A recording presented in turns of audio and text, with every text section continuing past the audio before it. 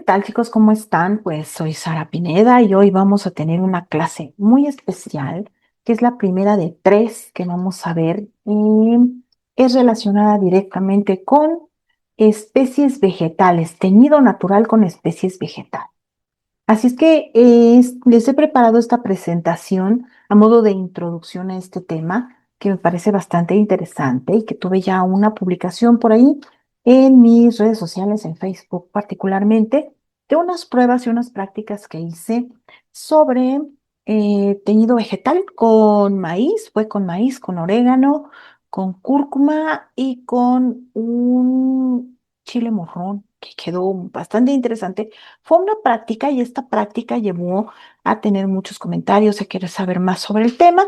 Y bueno, pues te presento esta clase el día de hoy con mucho gusto para que aprendas cómo es la mejor manera de teñir textil, aunque parezca raro, pero sí es posible y lo vamos a ver desde la química con esas especies que hay en tu refrigerador, que hay en el súper, que hay en tu casa y que pues hay en cualquier lugar en el que te encuentres porque son comestibles. Sin embargo, es una práctica muy interesante que si no has teñido textil, te va a encantar y si ya lo has hecho, te va a gustar también porque vas a aprender cómo identificar la molécula colorante de cada especie, cómo transformarla en un tinte y cómo estabilizarlo para poderlo fijar en una fibra textil. Así es que, pues comenzamos.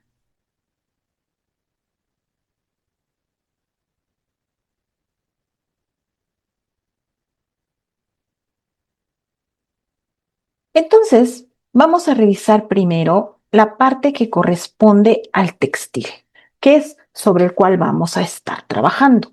Entonces, algo bien importante es, de entrada, la selección de las fibras textiles, cuáles pueden ser, pues, de origen animal y de origen vegetal.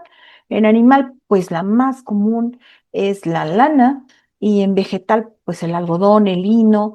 Algo interesante que tienen estas fibras y que te voy a platicar es que si son de origen artesanal, no tienen tanto tratamiento como las que te venden en una tienda de fibras textiles, donde en las fibras textiles, donde son tiendas especializadas en la venta de este tipo de telas, vienen muy preparadas, traen algo que se llama presto y es aquello que tú vas a ver que se ve como almidonado. Sí, que les da este cuerpo, este bonito color, y a veces traen almidones, otras veces traen ceras, otras veces traen, eh, pues hasta lacas pueden llegar a traer, y eso va a evitar que se fije el pigmento o el tinte a esa fibra textil, entonces hay que quitárselo, y eso se llama descrudar. Quitar esa parte del apresto que nos va a estorbar para que nuestra fibra tenga una buena absorción. Las de origen eh, que son artesanales, que no tienen este proceso textil, son más fáciles de trabajar porque cuando mucho traen algún almidón natural que se quita muy fácilmente. Entonces, ya habrá otra clase posterior para que hablemos solamente del tratamiento textil, pero sí conviene mucho lavarlas, descrudarlas, o sea, quitarles todo este apresto y después mordentar.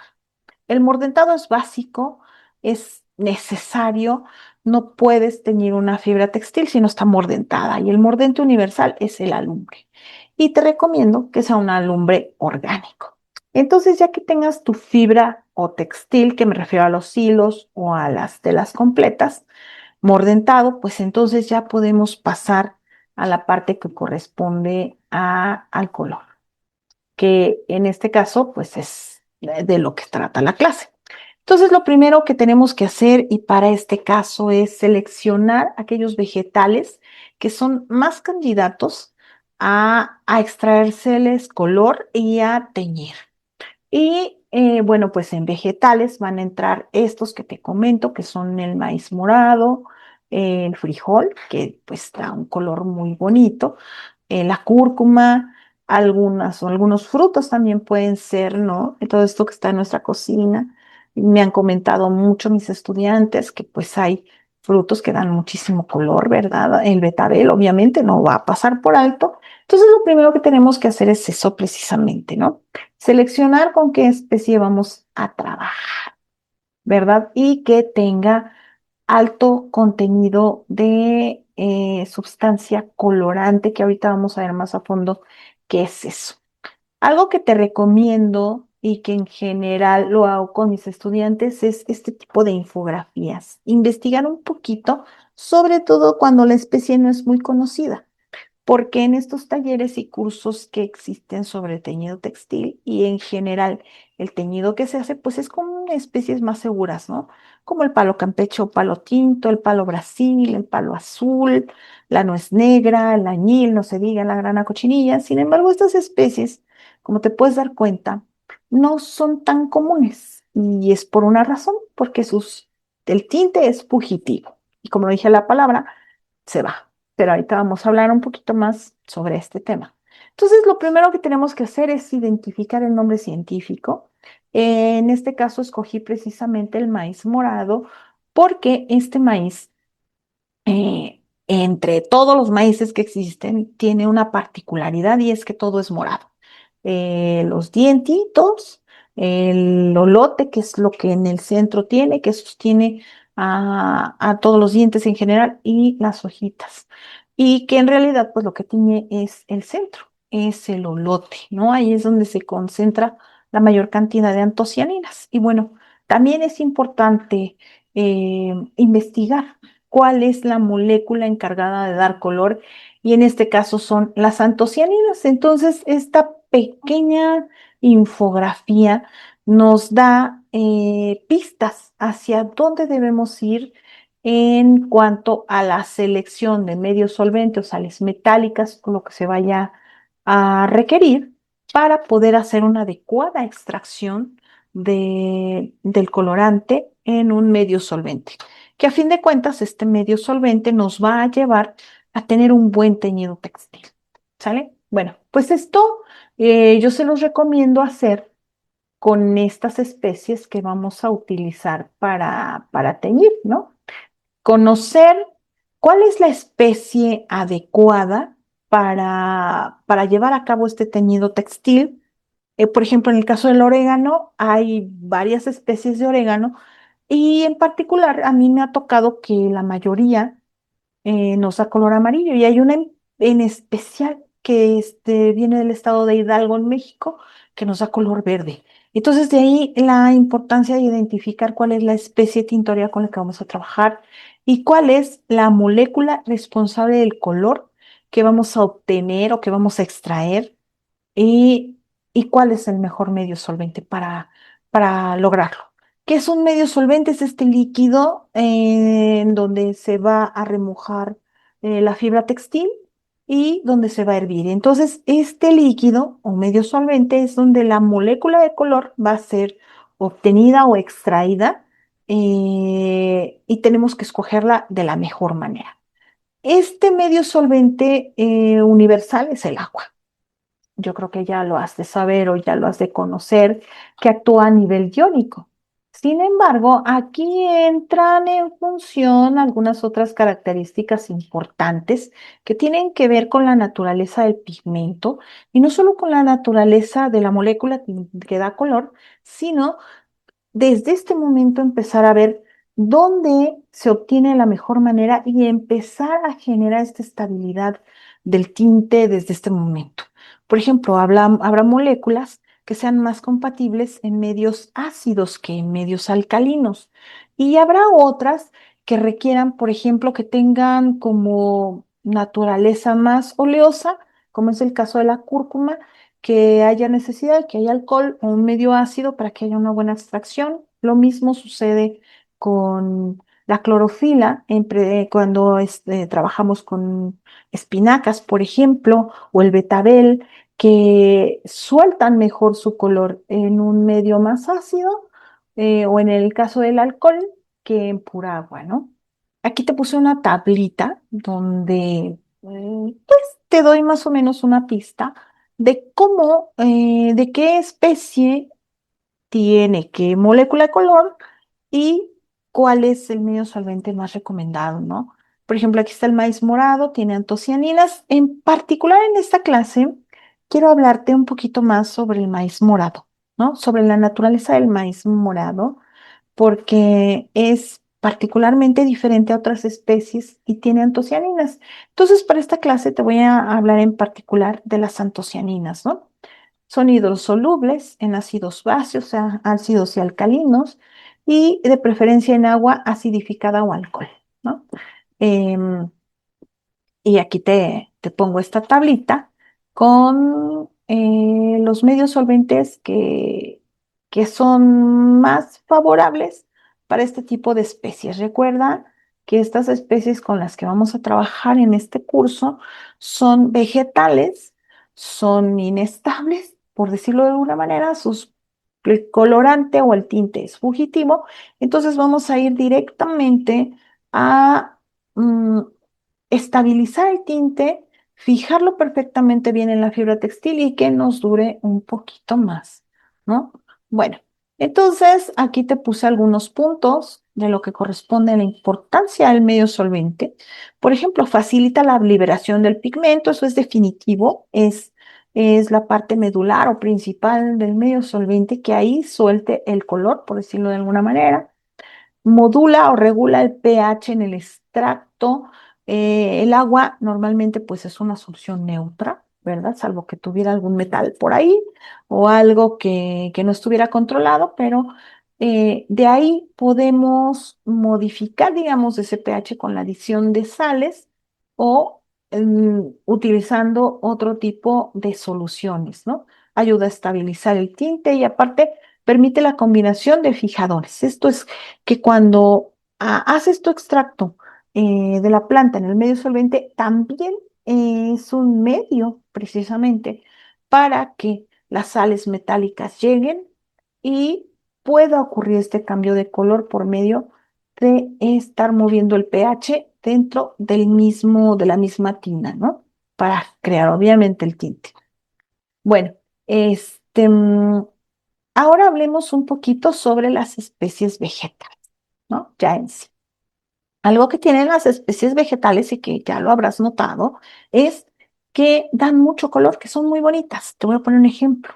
Cuando haces un jugo de betabel, te puedes dar cuenta que el betabel tiene muchísimo color, ¿no? De hecho, te pones en la piel y te va a dar color, o si se llega a tirar en el mantel, te puedes dar cuenta que da color, ¿no? Sin embargo, cuando ya se ponen en un papel, por ejemplo, o en un textil y se somete a ciertos cambios, por ejemplo, de temperatura, de luz, aire, empiezan a cambiar, ¿no? Y de ahí que se llamen fugitivos, ¿no? Porque se van rápidamente. Entonces, por eso no son tan recomendados ni para arte ni para textil, ¿no? Por ejemplo, la col morada, yo te invito a que hagas una prueba en casa, a lo mejor ya la conoces, y si no, a que la muelas col con un poquito de agua y el resultado eh, es un color como uva, como violeta. Entonces puedes adicionar sales metálicas como la lumbre, como el bicarbonato, como el ácido cítrico y vas a ver qué ocurre en cambios de color. Si es ácido, te da un color como rosado. Si está ahí por el 7 en un neutro, te va a dar colores verdosos o turquesa. Y más alcalino, te va a dar colores morados. Y de ahí, pues si vas adicionando sales de diferente naturaleza, te va a dar una gama de colores bastante interesante. También si lo pones una gota sobre papel, te vas a dar cuenta que al airear cambia del morado al azul. Todo esto que te estoy platicando da como resultado que esto es un pigmento totalmente inestable, porque lo está haciendo cambiar todo, la luz, el aire, las soluciones, las sales metálicas. Entonces, por eso es que la col morada no se toma tanto como una especie candidata a un teñido textil, porque desde ahí te puedes dar cuenta que es una especie con un pigmento inestable, ¿no? Y que también, pues ahí tiene antocianina. Ok, Bueno, entonces, ¿qué se hace con un tinte vegetal o fugitivo, ¿no? Que sea fugitivo, porque va a haber algunos vegetales que sean un poquito más estables. Fíjate, por ejemplo, la mora, que vamos a analizar un poquito más adelante, tiene mayor estabilidad comparado a la colmorada o a algunas otras antocianinas presentes en otros vegetales. Y ahorita vamos a ver a qué se debe eso, ¿no? Entonces, la naturaleza química del pigmento, ¿no? Que sean más sensibles a la oxidación o a la degradación fotoquímica. eh, Ese es un riesgo, ¿no? Uno de los principales riesgos de que este tinte sea inestable. Alta solubilidad en el agua, ¿no? Que se diluyan fácilmente, ¿no? Estos no se fijan muy bien. Y la sensibilidad, como te decía, al pH, que cualquier reacción química o cualquier agente externo los hace cambiar, ¿vale? Entonces te puse aquí también otra tablita de algunos ejemplos de especies que ya conocemos, como el betabel, la fresa, la espinaca, y estas son algunas, ¿eh? Hay muchísimas más. Y el compuesto químico que tienen presente en su estructura molecular y qué es lo que sucede o qué es lo que genera esta inestabilidad de esa molécula tintorea en el momento que ya se encuentra presente en el textil, ¿no? Bueno, entonces, conociendo ya esto, tú me vas a decir, bueno, pues ¿para qué trabajo con tintes vegetales si no se van a quedar mucho tiempo en el textil? Bueno, ¿qué es mucho tiempo en el textil, no? Mucho tiempo, los que estudio son más bien prehispánicos, novohispánicos, ¿qué te diré? De 500 hasta miles de años, textiles que se han encontrado, teñidos obviamente con especies tintorias que ya conocemos, que son seguras, que son antiguas, donde el textil está hecho a pedacitos, pero todavía tiene color. Obviamente no nos va a durar esos miles de años, pero sí manejándolos de alguna manera más segura desde el momento en que se extraen hasta que se aplican en el textil, sí van a tener una vida un poquito más larga, que por lo menos nos van a permitir portar este textil más tiempo, que estaría tal vez relacionado directamente con la vida útil de la prenda. ¿Ok? Bueno, también otro uso que tiene bastante interesante y muy recomendable es que lo usen los niños como acuarelas, ¿no? Es muy seguro trabajar con estas especies porque son relativamente fugaces, ¿no? Que no son como para hacer obras de arte mm, que perduren como por mucho tiempo. Entonces, se pueden hacer estas prácticas, son prácticas muy interesantes y muy bonitas, sobre todo para poder conocer la naturaleza del color, ¿no? Y cómo funciona. Entonces, dicho lo anterior, eh, en este pequeño curso vamos a aprovechar lo más que se pueda estas moléculas colorantes para llevar a cabo estos procesos de teñido textil, ¿no? Y te voy a enseñar cómo utilizar mejor estos recursos que son los medios solventes, las sales metálicas y finalmente los fijadores para poder obtener mejores resultados en el teñido textil. Bueno, entonces hasta este punto, voy a hacer un pequeño resumen relacionado con lo que hemos visto hasta ahorita. Y bueno, te quiero decir que lo primero que tenemos que hacer cuando vamos a hacer un teñido vegetal es preparar las fibras textiles que vamos a teñir. Y esto puede ser desde un hilo, puede ser una playera de algodón, puede ser un textil, puede ser lo que tú quieras. Hay que identificar si es de origen animal, si es de origen vegetal, lavarlo, quitarle el apresto si es necesario y mordentar.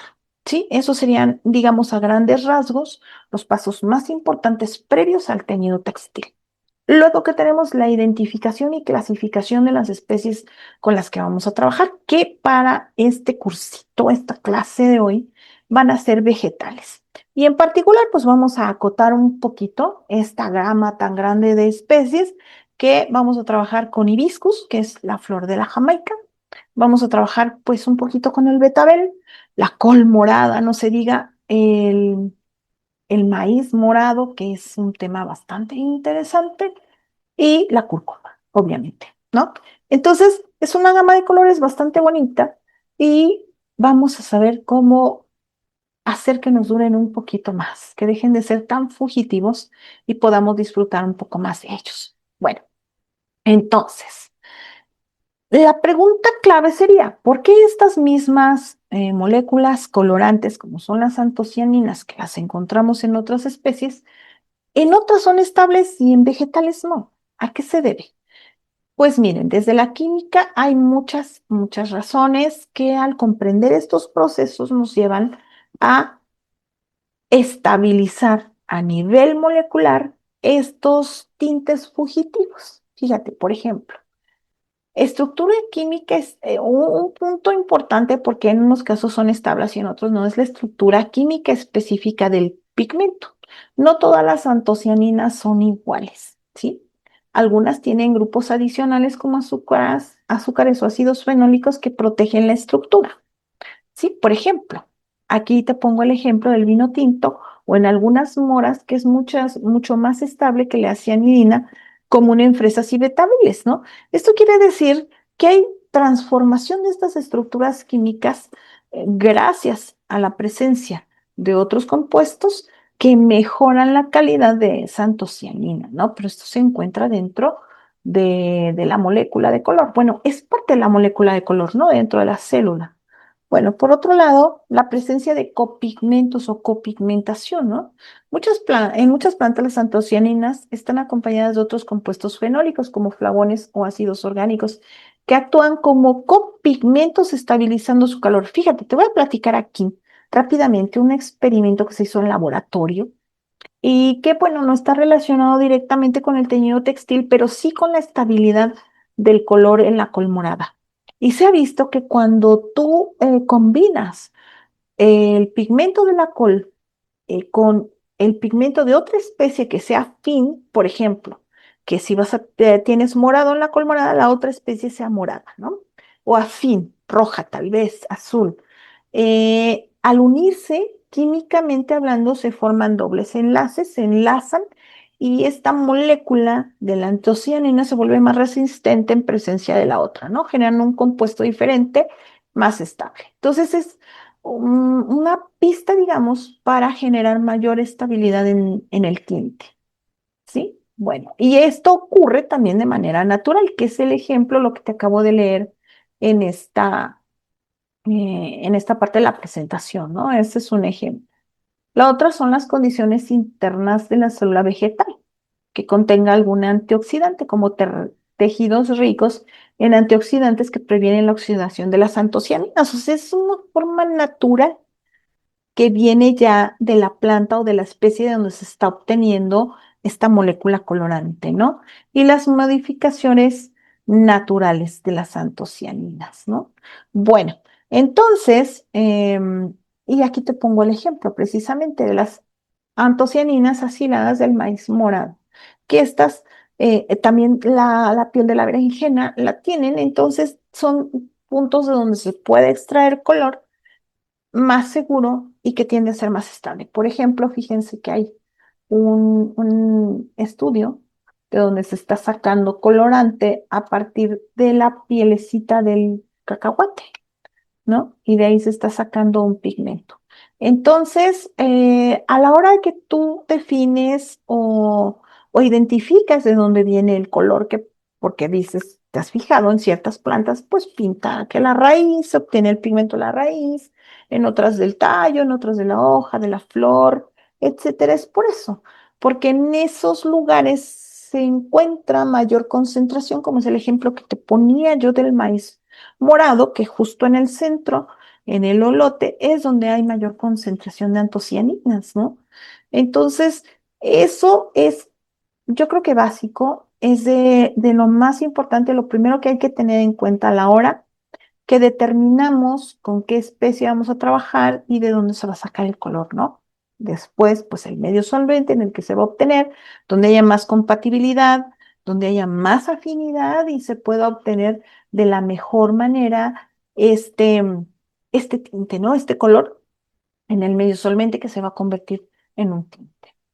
Bueno, y por último tenemos bueno, aquí te pongo una pequeña tablita, son tres ejemplos de antocianinas y cómo es que se logra estabilizarlas o de dónde vienen que sean más estables, ¿no? Por ejemplo, en el caso de la col morada, en un medio ácido hay un poquito más de estabilidad, ¿no? En la cebolla morada te encontramos una cianidina y tiene más estabilidad, ¿no? En la frambuesa. Entonces, habrá unos que por naturaleza sean un poquito más estables que otros. Entonces, por ejemplo, si sabemos que la frambuesa tiene más estabilidad, se puede combinar con la col morada, la frambuesa, pasar por un punto de calor, adicionar, perdón, sales metálicas y entonces vamos a tener un tinte más estable y menos fugitivo.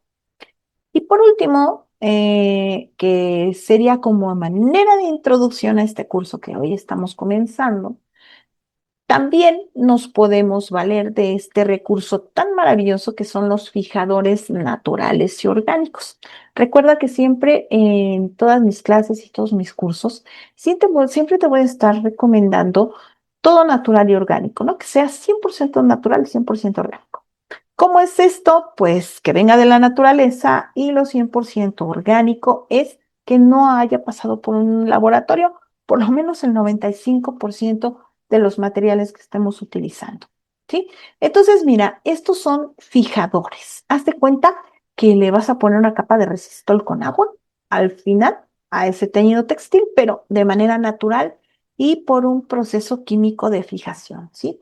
Porque, por ejemplo, a la hora que haces un mordentado en una fibra textil, que pones a hervir a lumbre con tu fibra, esto actúa a nivel molecular, rompiendo enlaces y dejándolos abiertos para que el color del tinte se asocie precisamente a esta fibra y estás haciendo una tinción de nivel molecular que es súper estable, ¿no? Pero en este caso, hablando de fijadores, actúan de manera química, ¿sí? Y reaccionan entre el textil y el tinte. Se pueden poner antes, remojar la fibra textil en alguna de estas soluciones o después. Y fíjate, por ejemplo, en alguna ocasión tuve a un estudiante que compró un bogolán en África y soltaba color. ¿Sí? Igual te vas a encontrar prendas con esa naturaleza. Te menciono esto del bogolán porque son textiles que han sido teñidos con pigmentos minerales y estos pigmentos minerales tienden a caerse porque son pesados, porque son tierras. Entonces se pudo fijar ese color con caseína. La caseína se obtiene de la leche, la destrina se obtiene de cereales, precisamente, y la leche de soya, pues el frijol de soya. Actúan de diferente manera y se utilizan para diferentes tintes con diferentes resultados, que en este pequeño cursito pues vas a ver, ¿no? Vas a ver las opciones que tenemos para usarlos. Como te digo, actúan a un nivel químico, desde reacciones químicas internas van a fijar mejor el color. Te digo, puede ser antes, directamente sobre la tela o después de haber teñido, como es el caso que te digo del bobolán. Bueno, entonces quiero decirte que esta clase que estás viendo ahorita, pues es la inicial, es lo que te introduce a lo que está por venir en las siguientes 3 clases que vamos a tener y espero que te sea muy útil para poder tener en casa alguna playera, algún textil por ahí que tengas, algo que te lleve a trabajar un poquito más con la naturaleza, si te fijas todo en natural, desde la prenda textil hasta todos los ingredientes y elementos que van a conformar este teñido hasta el resultado final de la prenda, incluyendo los fijadores, los mordentes, los selladores. Vas a aprender un poquito más de este manejo de la naturaleza a favor no solo del medio ambiente, sino también de nuestra piel, de nuestro cuerpo, porque si tienes algún problema de alergia, de reacciones cutáneas a los textiles, pues esto es una buena solución para dar color a tus prendas y para conservar la naturaleza. Es bien sabido que la industria textil es de las que más contamina, porque pues tú solo te vas a dar cuenta, ¿no? Todo lo que tiñes, pues lo tienes que enjuagar y todo esto se va al drenaje. Esto de hecho se puede recuperar, es limpio, lo puedes meter a las plantas, los residuos, hasta va a funcionarte el enjuague de los baños de tinte, van a resultar un buen abono para las plantas. Así es que em, es una contribución a nuestro medio ambiente y a nuestra salud personal, y obviamente va a ser una experiencia maravillosa que yo siempre les recomiendo mucho. Trabajar con especies naturales nos cambia la vida. Así es que bueno, pues esta es nuestra primera clase. Toma nota de estos detalles que te acabo de compartir y pues la siguiente semana estaré subiendo el primer teñido textil. Gracias.